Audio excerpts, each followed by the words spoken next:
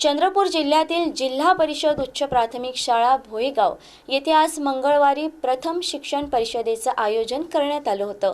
या परिषदेची सुरुवात शिक्षणाची वारी या संकल्पनेवर आधारित वारकरी दिंडीने झाली।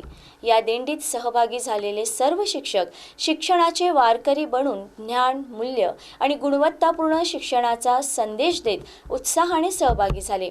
विद्यार्थ्यांनी पारंपरिक वेशभूषेत लेझिम नृत्य सादर केले। ही दिंडी शाळेच्या परिसरात तसेच शाळेच्या आवारात फिरली। ही संपूर्ण शिक्षण परिषद केंद्रप्रमुख सुनील कोहपरे यांच्या संकल्पनेतून साकारण्यात आली असून शिक्षकांनी त्यांच्या संकल्पनेला मेहनतीची जोड देत ती यशस्वीपणे साकारली। तसेच शिक्षण परिषदेच्या मार्गदर्शिका सूचनेनुसार विषयाचं नियोजन करण्यात आलं होतं। कार्यक्रमाची सुरुवात सावित्रीबाई फुले यांच्या प्रतिमेला विनम्र अभिवादन करून करण्यात आली। परिषदेची सुरुवात ही चिमुकल्या विद्यार्थ्यांच्या परिपाठाने झाली।